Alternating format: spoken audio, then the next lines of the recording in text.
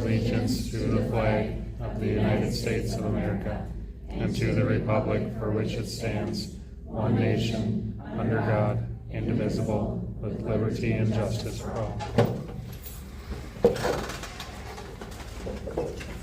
With that, I will call the annual meeting of the Osceola School District of Osceola to order. We will roll call of the board. Brooke Oy. Here. Jan Carlson. Here. Corey Schmidt. Here. Kaisa Martin. Here. And myself is here. This is to serve as notice. This is a convening of the meeting in accordance with Wisconsin State Statute 116.021C of the Wisconsin State Statutes. I'll start with introductions. My name is Brooke Kulzer, and I am the Osceola School Board President. Good evening, my name is Kaisa Martin, and I'm the board vice president. Can you try that? Oh, hoo-ha. My name is Corey Schmidt, and I'm the board treasurer. I'm Jan Carlson, and I'm a board director. I'm Brooke Oy, and I am the board clerk.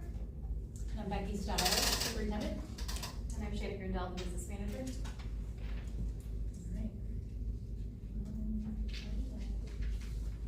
Here on the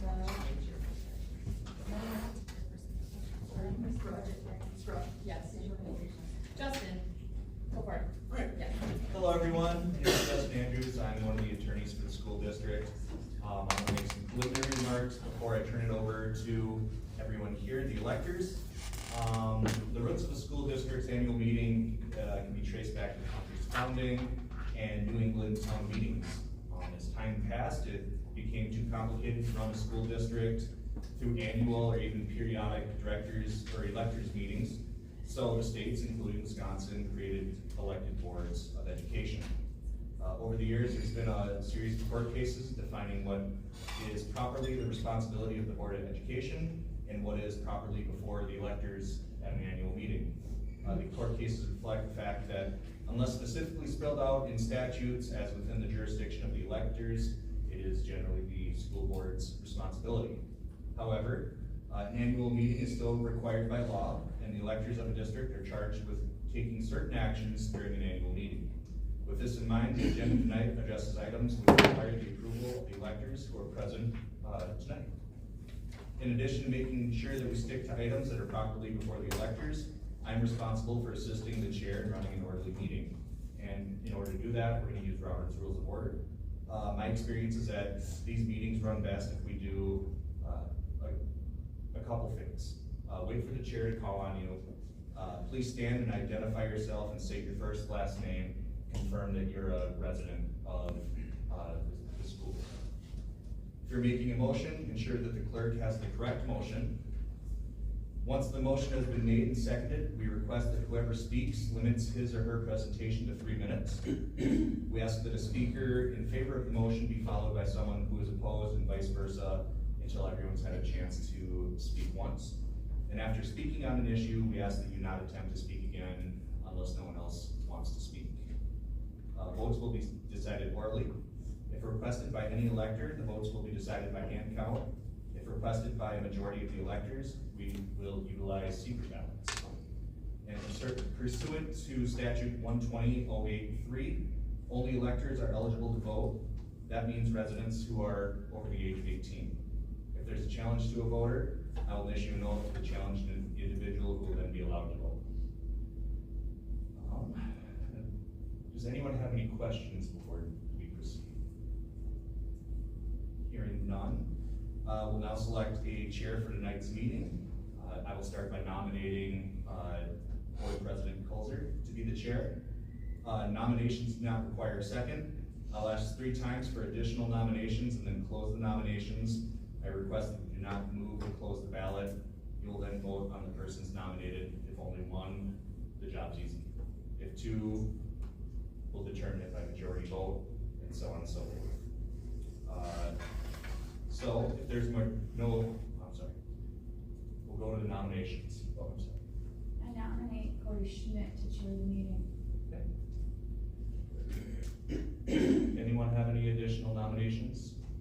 Going once, twice, 3 times. I'll close nominations, and we will vote by hand count. So, all those in favor of voting for Ms. Coulter to serve as chair for tonight's annual meeting, raise your hand. And then keep them raised for our counter. At 11. Now those in favor for our second nominee. There is 5.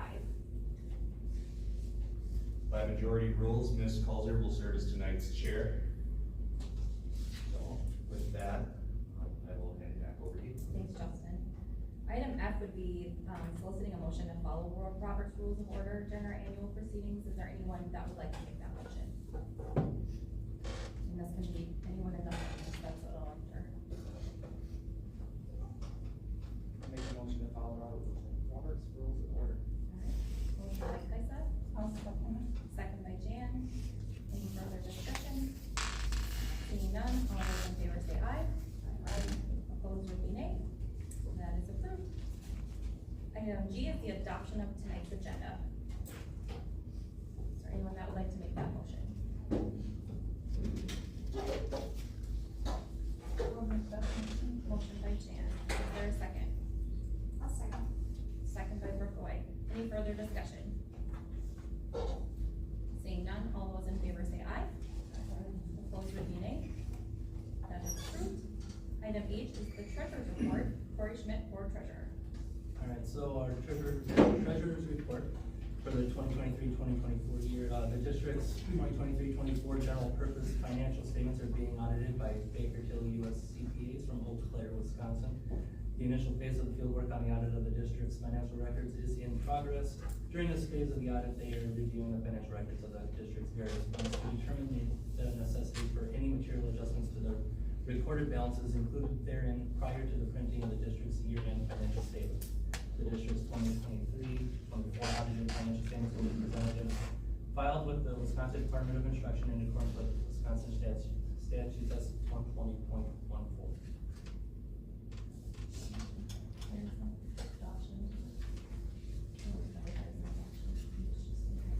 Okay, that would bring us to item 2, thank you, Corey, which is the budget hearing. Item A, presentation of the proposed 24-25 budget. Dr. Stiles.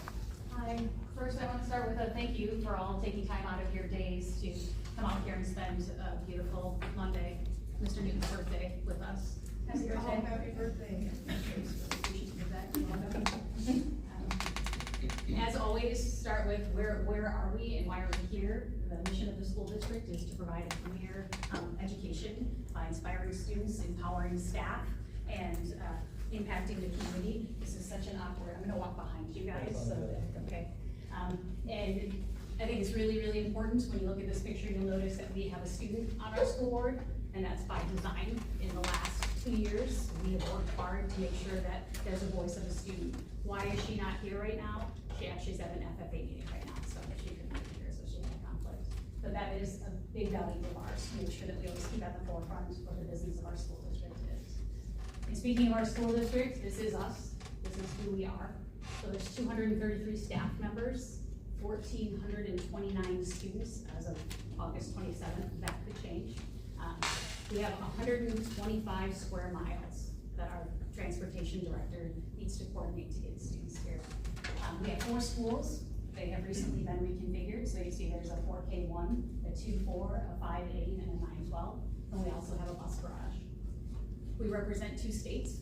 We have students from Minnesota that choose to come here, which is a real positive for us. We represent 2 counties. I was in a phone call today with a person talking about some things. They're like, oh, you're in 2 counties. That makes this complicated. Yep, I understand. That's just the way it is. And then we have 8 municipalities. So there's a lot here. That photo is out of one of our history books here. This is Osceola from 1898. Before we talk about the points of pride in our school district, it's really, really important to recognize that the school district does recognize that we're part of a community. We look at the falls and the downtown and the industrial park, we're all part of that together. And we're just one faction, so we prefer to work as a team. 64 of our educators have advanced degrees. This is by their choice. So You can become an educator by having a bachelor's degree. In 64, that's over half of our educators have chosen to get advanced degrees. We have 12 educators that have chosen to apply for and earn the Cole Excellence Fellowship, which is an absolutely amazing honor and opportunity. Osceola is ranked number 4 as a district on the state report card compared to the 39 CESA districts. And again, you'll notice that's 22-23 because the 23-24 report cards are embargoed until about November. We offer in our district 60 clubs and activities for our kiddos. That's pretty incredible in a district this size. I think it's super important to understand that in our district, connection is vital.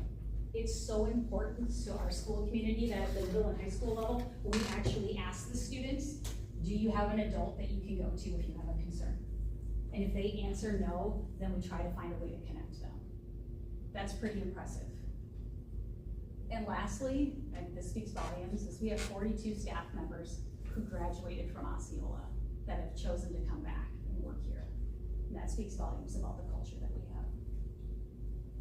One of the biggest pieces that we need to work through and talk about and understand is enrollment, because there's lots of myths and lots of conversation happening about enrollment. So I'm gonna start at the state level and then work down to the school level. So this is just a really cool chart. If you like charts, you have to stare at it for a while to see what it means. So these are the ages. Across the bottom are percentages, and across the top are the years. And this is just showing you how the state of Wisconsin is changing as the years go on. And again, it's projecting out to 2040. So here's the birth rate in Wisconsin. And what you can see is that there's been a decline in births, which means that there's less kids in the state of Wisconsin. And this was fascinating when I saw this last year. So this is kind of a morbid slide, but the death rates and the birth rates. And in the past, we had way more births than we had deaths. And you can see they're coming together. This slide takes a real long time to take a good look at.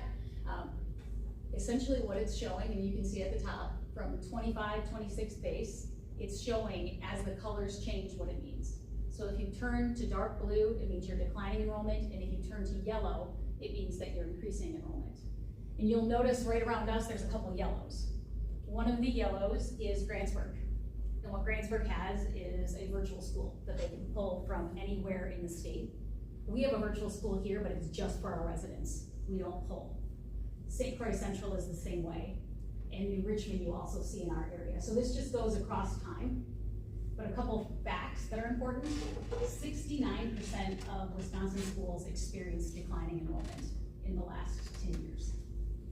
And that's 10% higher than in the 10 years previous. And also, where the students are landing, 75% of students, kids, are in just 30% of districts. And again, this is year-old data. So what about public school enrollment? So again, along the bottom through 2022, and this information isn't Becky made, that's why it's blue, with good intention. This is taken from the University of Wisconsin-Madison's Applied Population Study. But you can see that public school enrollment has decreased. This is also public school enrollment, and you can see it's from 23 to 32, so it's the projection, but it's showing you a 5-year trend, a 3-year trend, and an actual. And if you read the bottom, it talks about in 5 years, 4 K-12 enrollment for the 421 districts, and it talks about may decline as much as 7%, and it's saying in all age groups. So it breaks it down by 4 K-5, 6, 8, 9, 12. Okay, so now I'm gonna bring us to Osceola. So why is enrollment important? Because enrollment is one of the #1 ways that the funding for our schools in Wisconsin is determined.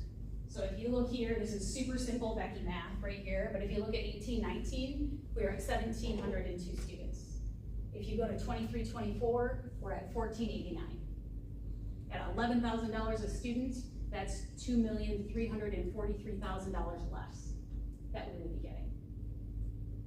Significant.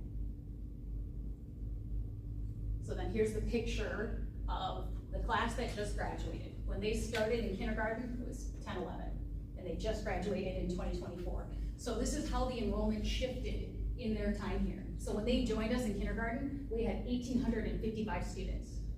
When they graduated, we have 1,502. So the district looks different than when they started in that span. So then what do we all do? What do we compare this to, right? Is this just an Osceola thing, or are there other things to consider?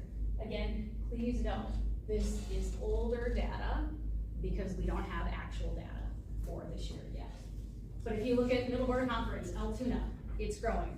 You know where it's located, over by Eau Claire. It's definitely a suburb over there. Amory, so anybody in red is declining. St. Croix Central, you can see I put an asterisk here to point out, again, they have a virtual school. 231 of those students were virtual students. So again, they are pulling from other districts. So are we different than other districts? In a lot of ways, yes. But as far as enrollment and declining enrollment, no. So what's our enrollment in the future? So we did this study, now it's 2, 3 years old. But they looked at local birth rates, housing trends, and historic change for us. So the applied population, so the lab that created all those blue slides also did an actual Osceola look. And what they found, or they're suggesting, is that we're gonna be in declining enrollment at least for the next 5 years, based on what they looked at. And that our district could range all the way up to an 11.4% decline. There's a great article that, if you're interested in learning more about enrollment, you go to the Applied Population website. It talks about the school enrollment in Wisconsin. So then I wanted to walk you through just a little bit of what we do when we plan for enrollment. So we took a look last year in January, so that's what's in pink. At the top you can see it's, I can't reach it there, so I circled it in red. So you can see the January count from last year. And then what we do is we bump every grade up. So 4K is an estimate. Okay, and then what was 4K last year moved to K, and what was K moved to 1. So that's, we end up with a 1434 is what we were estimating that we would have this year with all things the same. And then in green is the first day of school, right? Enrollment's really important to me. I really shouldn't be putting an estimate out. We haven't done the third Friday count. Actually, it was Friday. We're gonna be summing up all that data. But I was curious, needed to know, wanted to understand, also wanted to bring you some current data, because what I shared with you is older. And so that's what the green is.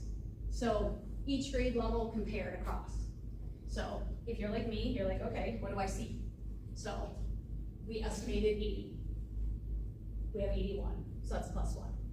In kindergarten, we had 81, we're at 75 the first day. So that's a -6.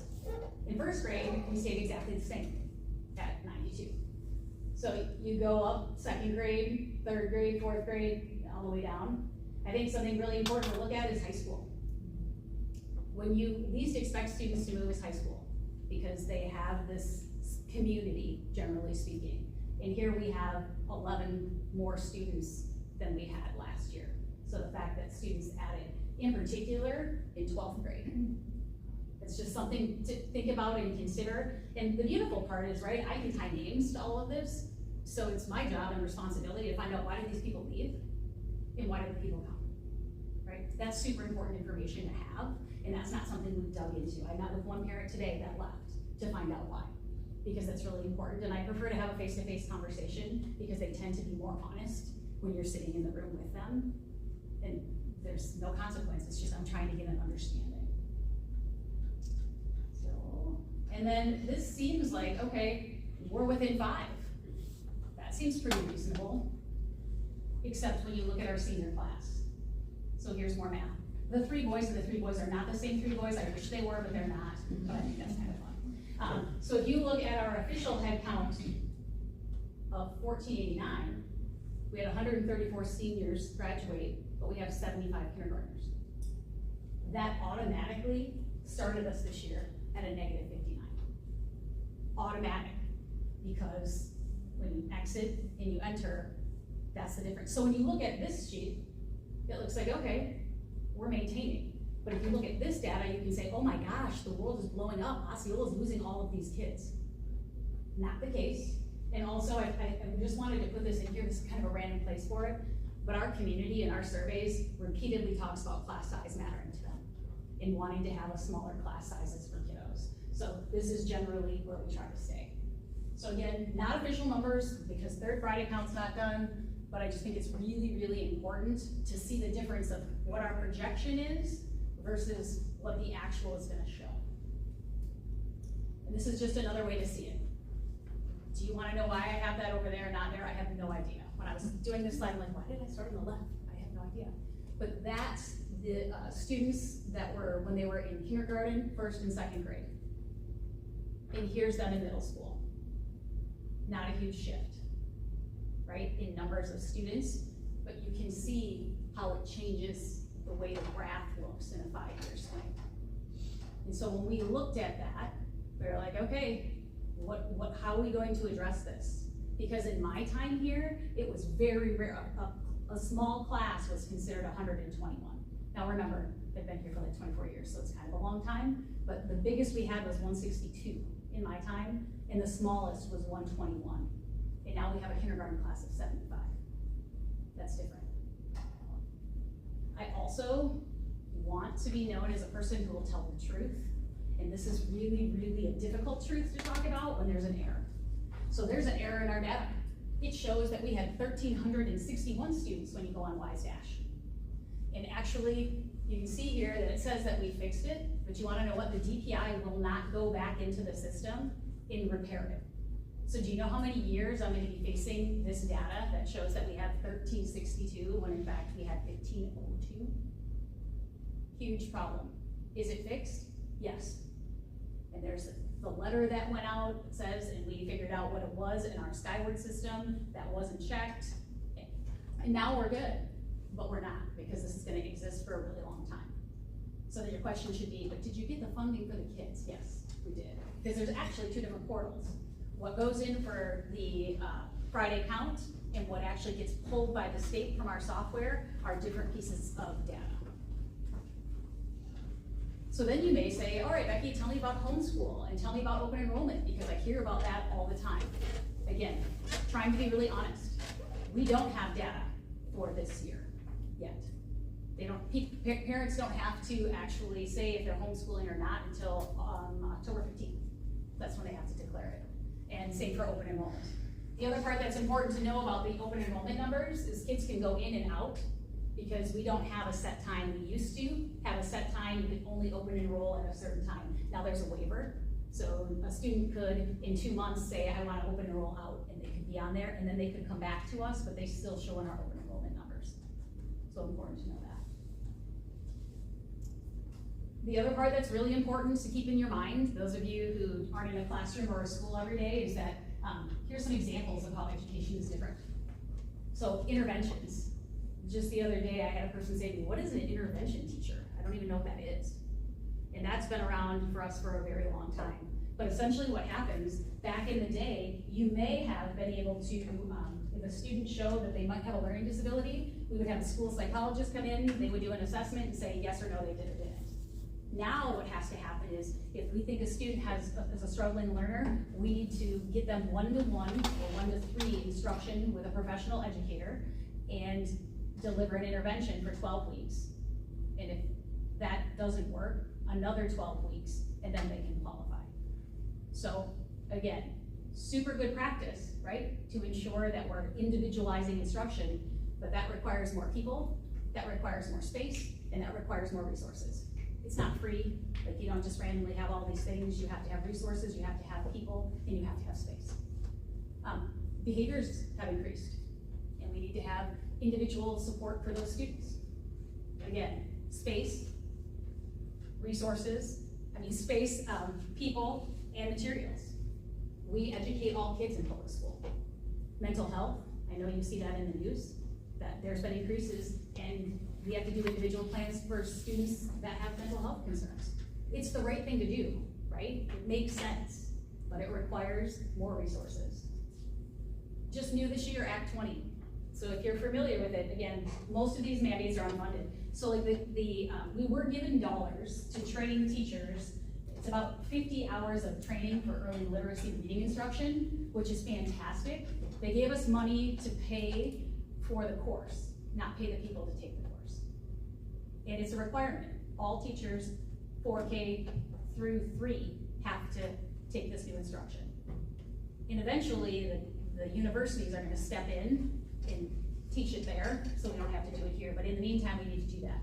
The other thing with Act 20 is we need to give a new assessment. And any student that's below the 25th percentile has to have a plan written for them within 15 days to parents.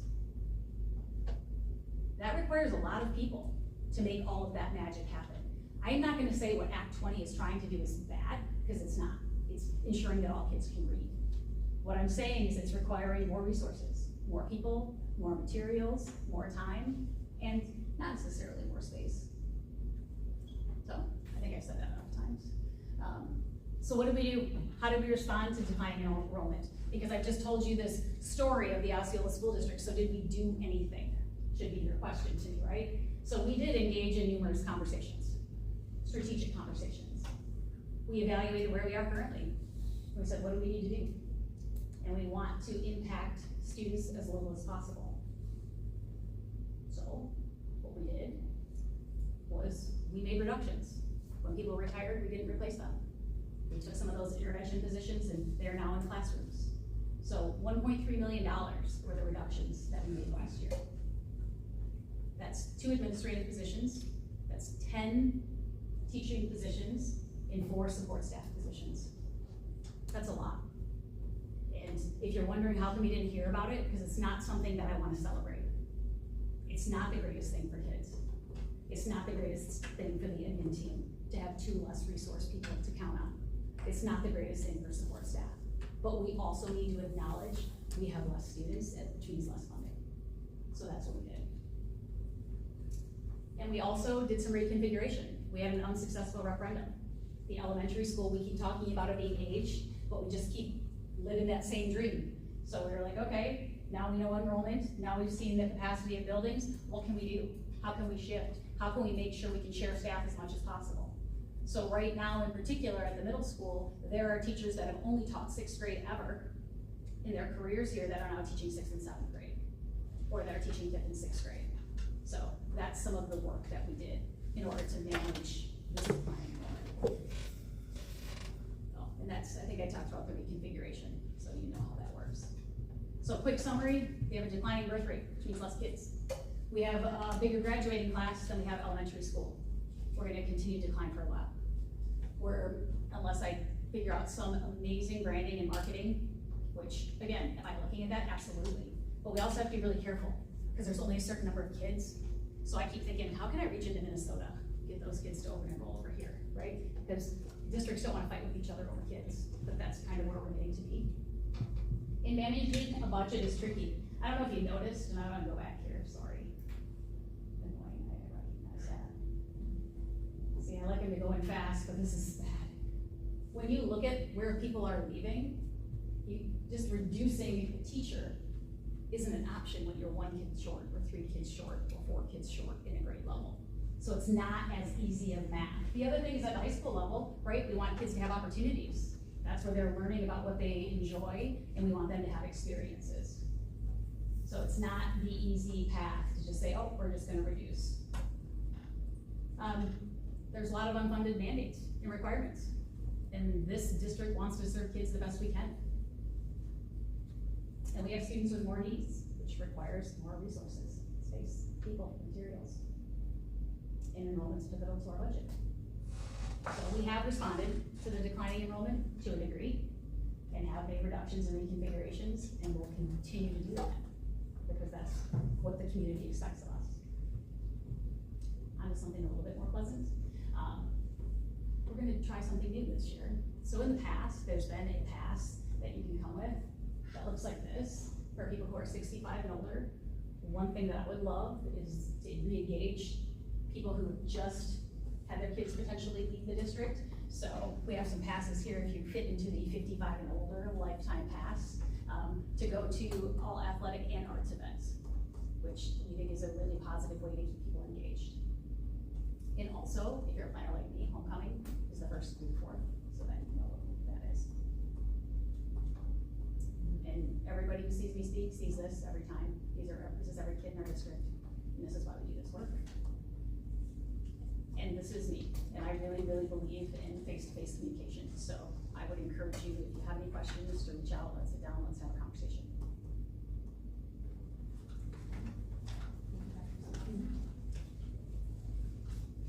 Now on to the number portion of the evening, which is probably not as fun as Dr. Stiles talking about enrollment, but we will tie together what she has talked about in the past couple of slides in regards to how enrollment is what drives a lot of the funding for the district. So this is what we call the revenue limit worksheet. This is the first document that we use in the district office, the business office, to determine what the potential revenue is going to be for the year in terms of state aid and also what we're allowed to levy the taxpayers.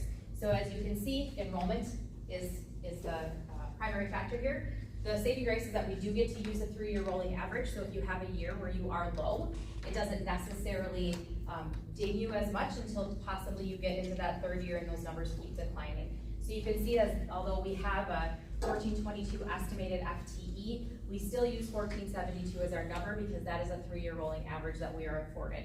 When you take that number and pull it over here, it's a simple calculation of saying, okay, we've been allowed an additional $325 this year on the revenue limit, so we're up to $11,325. You multiply that number out, and then we get our base amount. And I know you guys can't read these numbers, this is just kind of a visual. If we get our base amount, then we layer in, I shouldn't say layer in, we actually have to take away what we're given for state aid and a couple other figures, and then we get down here, and then we break it out, and we say, what are we gonna levy for Fund 10, what are we gonna levy for debt service, and what are we gonna levy for funding? So this is a ongoing working document all the way until October 15th. Once they finalize the state aid, that is the last figure that we usually have in here. And we rerun it on October 15th, and that becomes our finalized document. There's a lot of assumptions that go into this document until we're able to get further into the school year. But I would estimate that I run this probably 25 to 30 times between January and October 15th. This is a popular slide that we have circulating at the state level and district level actually for superintendents and business managers. This is just showing how our revenue limit authority is not keeping up with inflation. So the graphs down here, the graph in green is the inflation index. The orange yellow is what we have been afforded to levy on a revenue limit. This line going up would be the cumulative difference between these two numbers in inflation. So right now, at the end of 2024, adding up all of those years and differences, we're at 2302 per student. So when you take that 2302 and you multiply it out by 1,472, our 3-year rolling average, you can see we're $3,388,544 behind the CPI inflation per student. The takeaway is there's a gap in state funding for education. When we talk about school district funding, we talk about funds. School district funding is broken into the different funds. It's different than private accounting.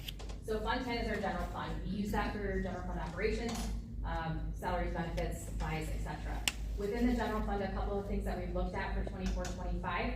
Again, I mentioned that $325 increase per pupil, so we're up to $11,325. We didn't receive any additional funding for pupil aid from the state. Other assumptions that we've done so far, headcount. Again, we're using headcount of 1429, that ties back to Dr. Stiles' number. We have an estimated FTE between 1401 and 1402. FTE means full-time equivalency. We can't just count every student in their seats. Our pre-K students are not a 1.0, they're a 0.6, and then we also have open enrollment in and out coming into that number. Property values will be certified on October 1st. Right now, we're looking at a 9.4% increase in equalized value. This is down from previous years. It has been over 18% for the last 2 years. So we are seeing a little bit of relief there. The state average, I believe, is 7.69%. So we are still over that state average by a couple percentage points. Going back to that October 15th deadline, that is when we will get the state aid certified by the state. Right now, we're estimating $9.6 million for state aid. It's a little bit higher than last year, but again, this is an estimate. It could change by October 15th. This is a good illustration of how we receive the revenue in the district. You can see that we are pretty balanced between local and state revenues. State revenues being obviously the biggest portion in their state aid. There's a couple other categorical aids that are included in that, and then obviously local revenues being that tax levy, and we have federal revenues down to 1.29%. I believe in the past, obviously when we had ESSER funds, that was significantly higher. ESSER funds have fallen off in the last couple of years. An important thing to note about state and local funding, they inverse each other. So the more state funding you get, the less local funding you'll see. So you can see a little bit of that between 23-24 and 24-25. You can see that we had more local dollars in 23-24, and then less local dollars in 24-25, because we're estimated to receive a little bit more on that state aid side. Shannon, what brings up the other, what is the revenue source, what's the other? That 0.14 or 0.4, sorry. Those are just, you know, students' fees and fines that we get, very small portion of stuff that we have at the district level. On the other side, we show expenses, right? Our largest expense is always going to be salary and fringes. This is just a really good visual of how much that actually consumes of our budget overall year to year. This year it's about 73% of total expenses, around 25 million. The other 27% includes supplies, utilities. If we have any shared services costs with CISA, that's included in that other portion as well. Oftentimes you'll hear us refer to fund balance. And I think there's a big misconception that fund balance is the cash that we have down at the bank that we have readily available for us to use to pay the bills and to run payroll. That is not true. Fund balance is comprised of many different things, including accounts receivable, accounts payable, a little bit of the cash that we have on hand. Typically, fund balance is looked at one point in time, and that is at June 30th at the end of the year. And you'll see that on our audited financial statements generally. So this is just a good illustration of where we're sitting as a district percentage-wise, because we do have a policy district-wide that does dictate between 20 and 30%. You can see in 22-23, we're at 26. This was intentional for 23-24. We knew we were gonna put money into fund balance because we knew we were gonna come in at a deficit spending for 24-25 and have to read into that a little bit. Any questions? Yes, Teresa. Are you gonna be referring back to the packet at any time, or do I just ask for general plan 10 questions now? Do you wanna ask now, or do you wanna ask at the end? Doesn't matter, I have a handful of questions, I just want to make sure that I'm following appropriate rules for the meeting. Yeah. You can go, I didn't want to change. So, since we're looking at fund, you know, like general fund right now, if you look in the package for the notes and budget, for 24-25, and I look at total revenue of 20,409,000, and then the total expenditures of 21,715,000. There's a $1.3 million difference on that.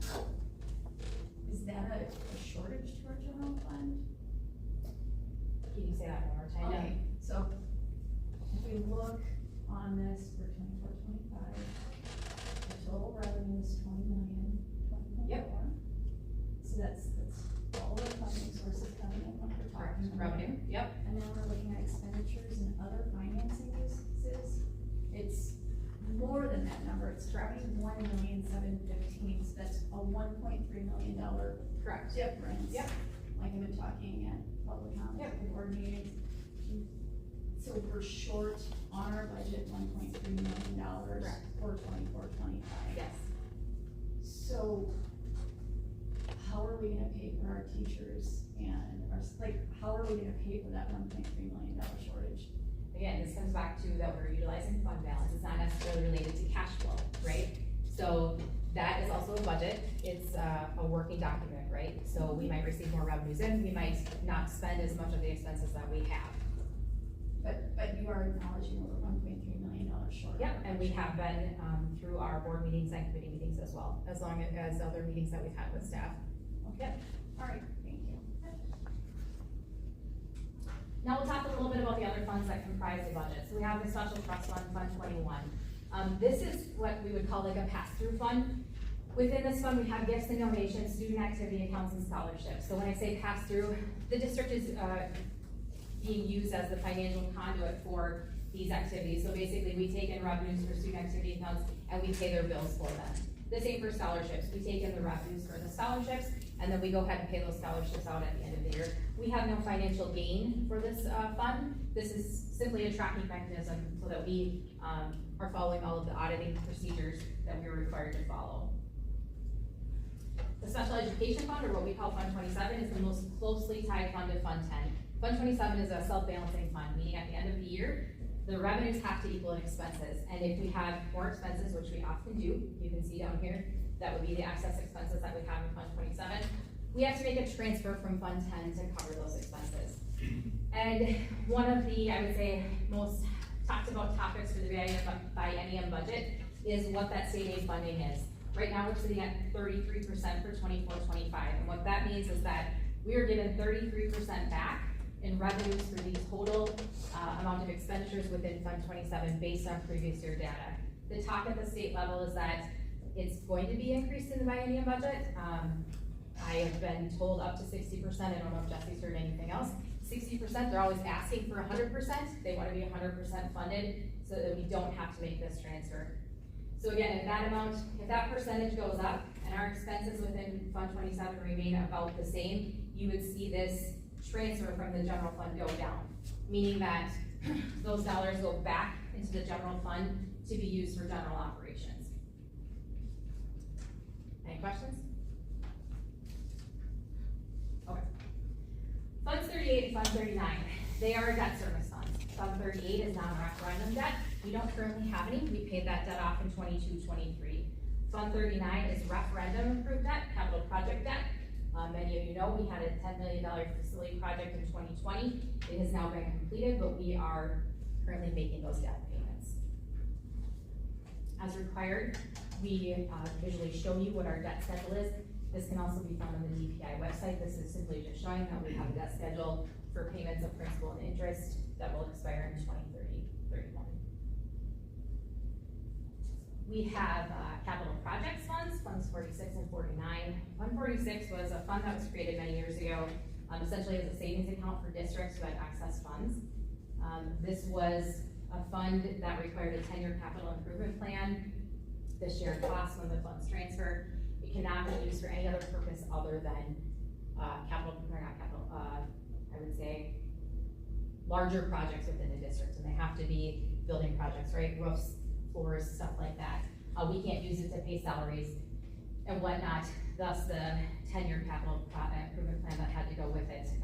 I think this was popular when districts had excess funds, but as Dr. Stiles shared, most districts are in declining enrollment, therefore funding has become an issue, and so there aren't a lot of districts that are able to transfer money into Fund 46.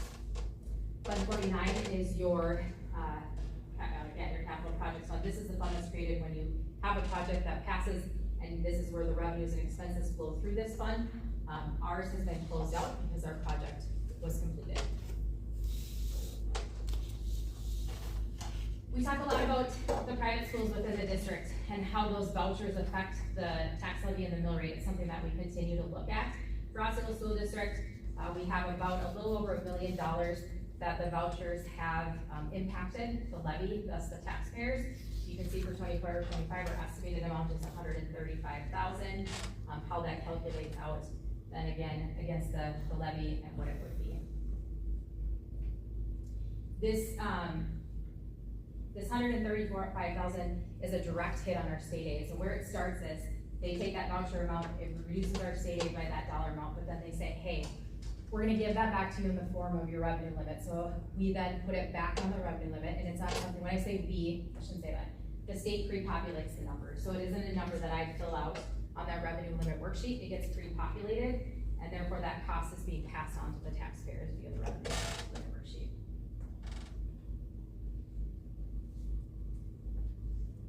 This is a short snippet of a page within the packet. It shows you historically what we've had for tax levy in 22, 23, 24, and what we're proposing for 24, 25. You can see from tax levy perspective year over year, we're reducing that by about 11.5%. Many of you know that we had a operating referendum that has fallen off the levy that is resulting in a mill rate of $5.62. Any questions?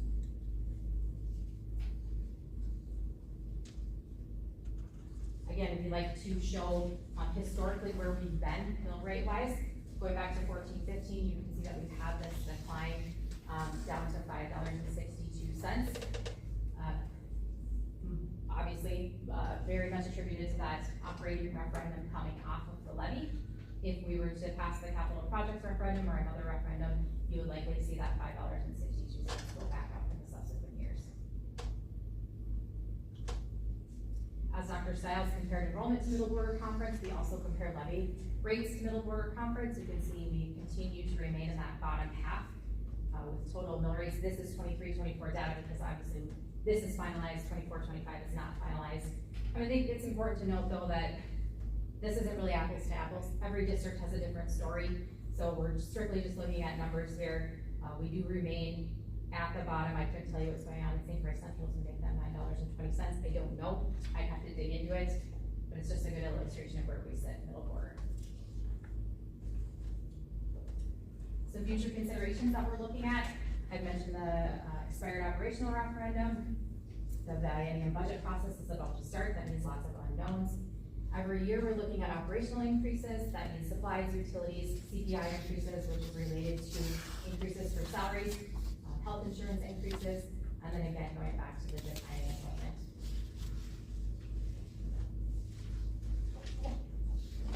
Are we gonna be reviewing Fund 73? It's in the packet. Okay, so in the packet for Fund 73, when you look at 2022-23 to the unaudited 23-24, that amount for all expenditures, which is the lower line, that, as everybody gets to it, has just about doubled between 22-23 and 23-24. Can you explain what happened there? And then can you confirm, like how much did you spend on OPEB? And can you, and that's one question, and then can you just confirm too if that's for contracts for current employees or former employees? So there's quite a few questions within Yeah, that. Before we go any further, Fund 73 is what we call our employee benefit trust fund. It's created for defined benefit pension plans, contribution plans, employee benefits, etc. So what Ms. Aki is asking is that expenditures in 22-23 were $251, and then in 23-24 they were $419,544. That's based off of how many people in the district would choose to retire at one time, because we have about 3 different plans. We have a before 2008 plan and an after 2008 plan. So not 3 plans, 2 plans.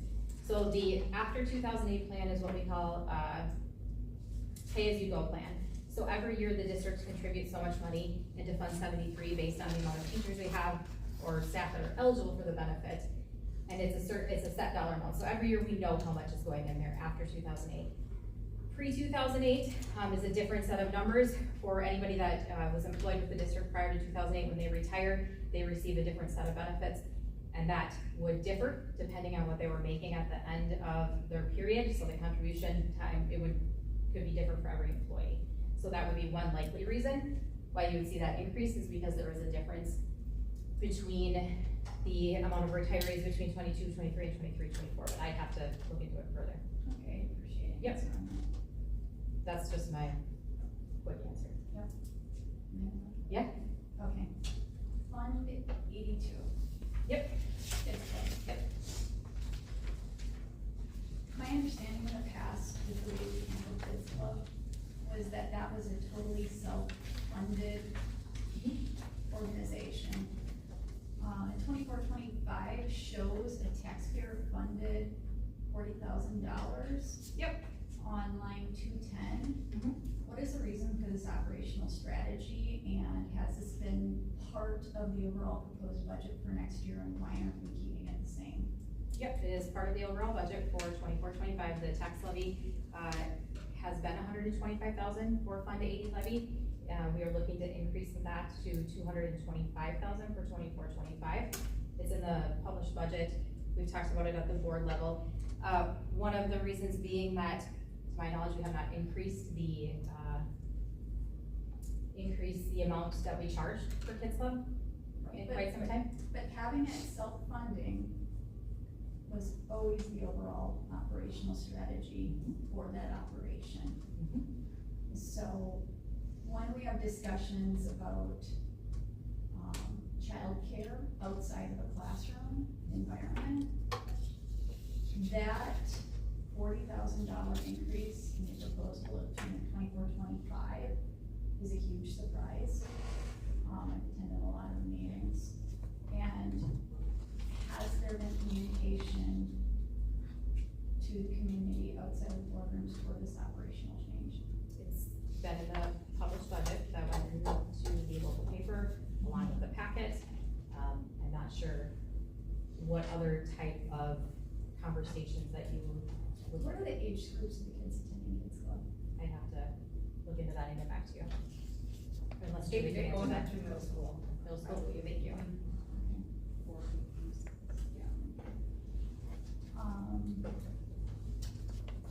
And then.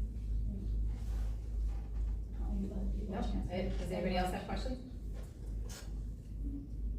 How much did this district spend on curriculum this year? I didn't see it in the budget. Again, I'd have to look into that and get back to you.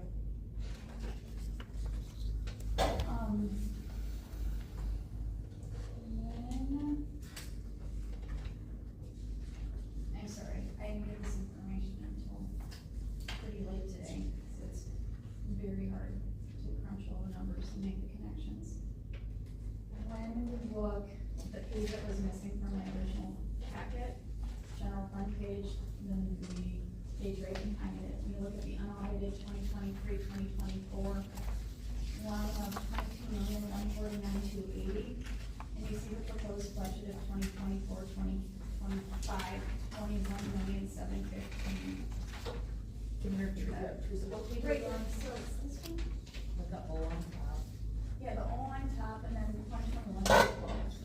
Special revenue fund. Yep.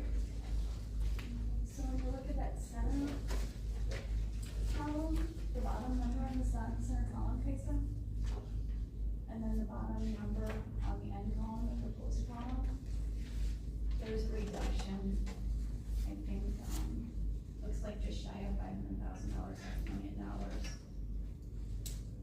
It's really hard to find where that reduction was. Where was the significant source of that reduction in budget of total expenditures? Off the top of my head, I would say it was probably embedded within salaries and benefits. But again, I'd have to dive a little deeper in order to give you a solidified answer. That, appreciate it.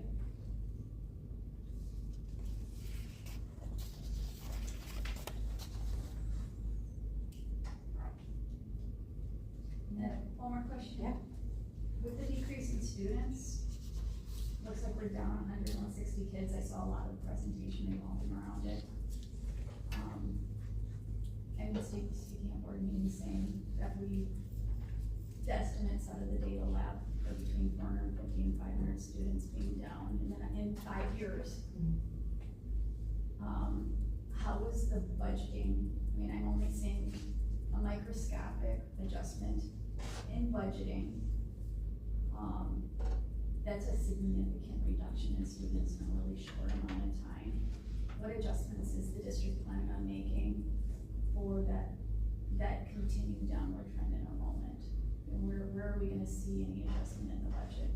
So one of the things that we are constantly talking about, between Dr. Stiles and I, when we review out forecasting, the annual meeting, is set for the current year budget. So when we're looking at the current year budget, that's what we're focusing on. Again, we utilize the board meetings and committee meetings to look at the forecasting. But to answer your question, we're looking at, obviously, staffing levels in accordance with what they should be based on the amount of students within each classroom. Health insurance costs, are there ways that we can save with health insurance, dental insurance?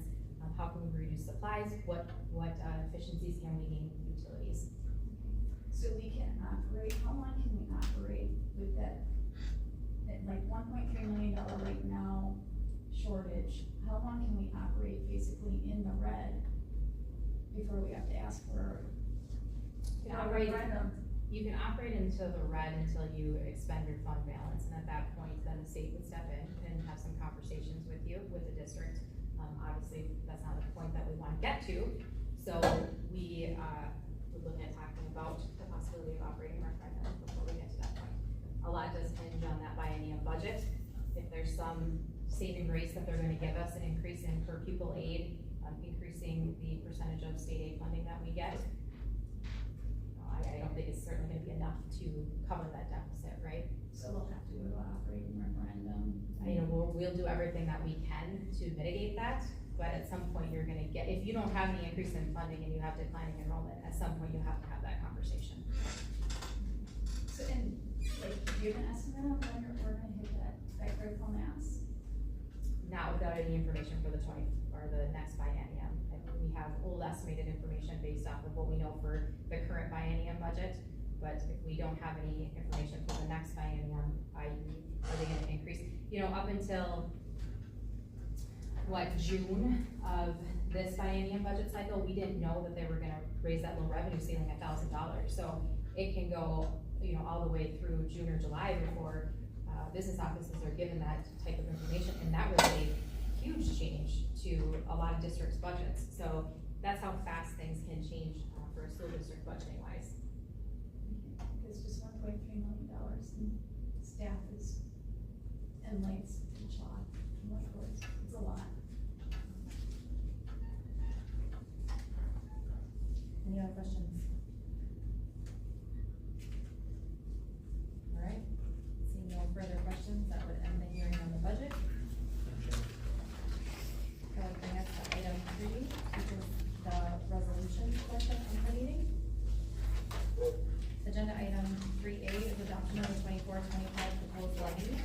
Be it resolved that there be levy against the taxable property of the school district of Osceola, villages of Osceola and Dresser, towns of Alden, Farmington, Garfield, and Osceola, Cole County, and towns of Somerset and Stark County, St. Croix County, Wisconsin, the sum of $7,368,942 for the operation of the elementary and secondary schools of the district, $2,160,251 for debt obligations, and $225,000 for community service. This total being $9,754,193. I so move. Is there a second?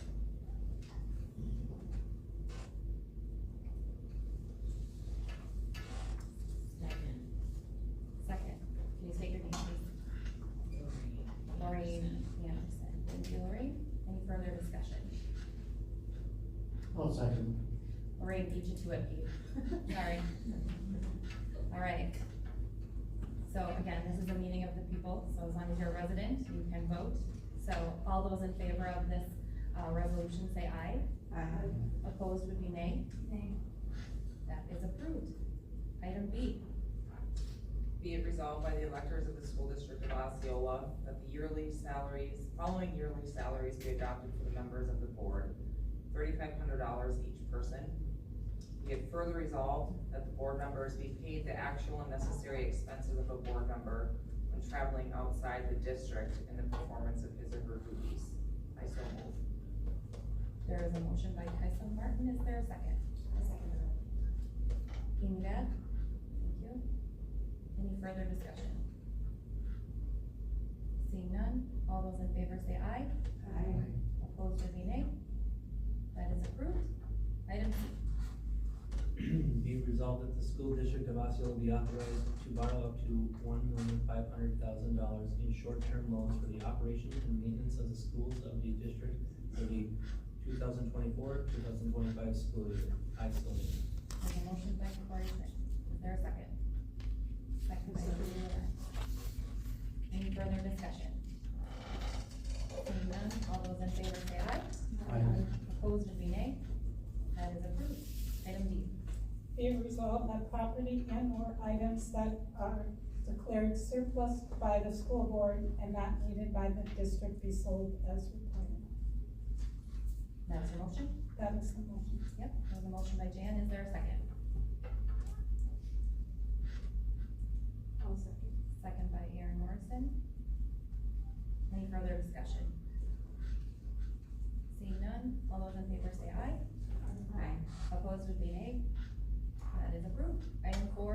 New business. Item A is set a date for the 2025 annual meeting and budget hearing. As the chair, I would like to propose September 15th of 2025. Is there a second?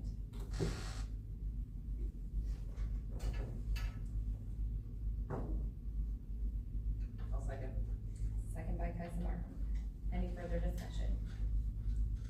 Shannon, can you tell the group what are the dates by law that we have to have an annual meeting, not to put you on the spot? I believe it's, July 1 through. well, July 1 through October 31st. Sure, so, Or do we need a time set on that? no, it's just the date. Time or date, or, So there's a motion and a second. Any further discussion on this item? Seeing none, all those in favor say aye. Opposed would be nay. That is approved. 4B, any other business before the board under express powers as listed in Wisconsin statutes 120.10, items 1 through 19.